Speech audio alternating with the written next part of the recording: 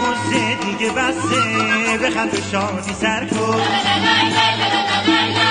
بی خیال غمها باش، قصه رو در کن،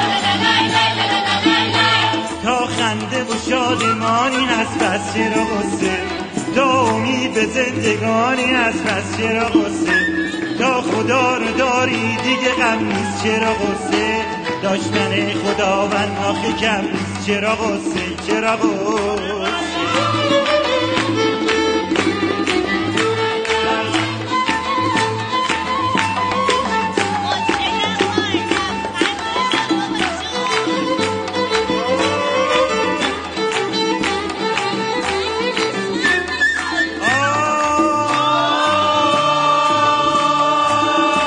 خدا میدونه خنده خودش درمونه هرچی رنج و درده،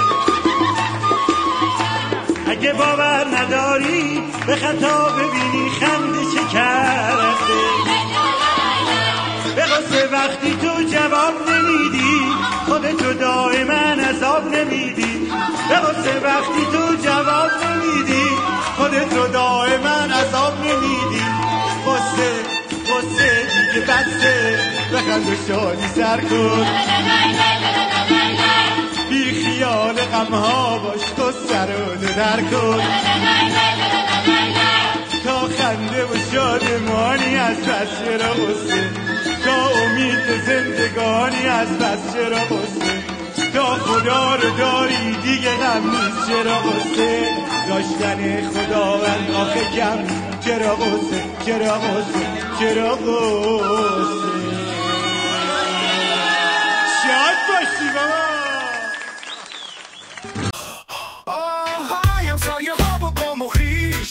ما داریم میریم جزیره کیش، میخواهیم بریم دریا کنار که همیشه قشنگه، وقتی که برگردیم از سفر سوغاتی میاریم نخوچی و کیش پیش پیش.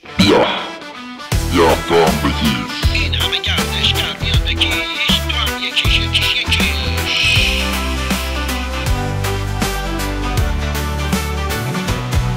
میخواهیم بریم دریا کنار که همیشه قشنگه، وقتی که برگردیم از سفر سوغاتی میاریم نخوچی و کیش پیش. میخواهیم بریم دریا کنار که همیشه قشنگه، وقتی که برگردیم از سفر سوغاتی میاریم نخوچی و کیش پیش پیش پیش.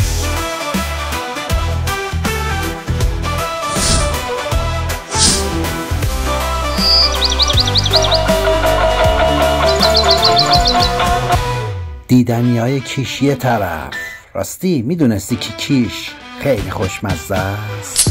همه گردش کمیان به کیش، تا یکیش یکیش یکیش، پس آماده شیم همه به پیش، بریم به دیدن جزیره کیش.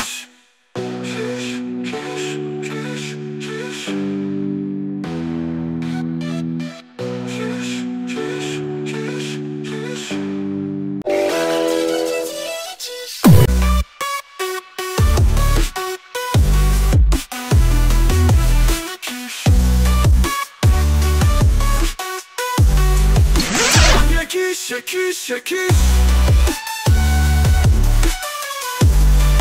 pes آمدشیم همه به پیش،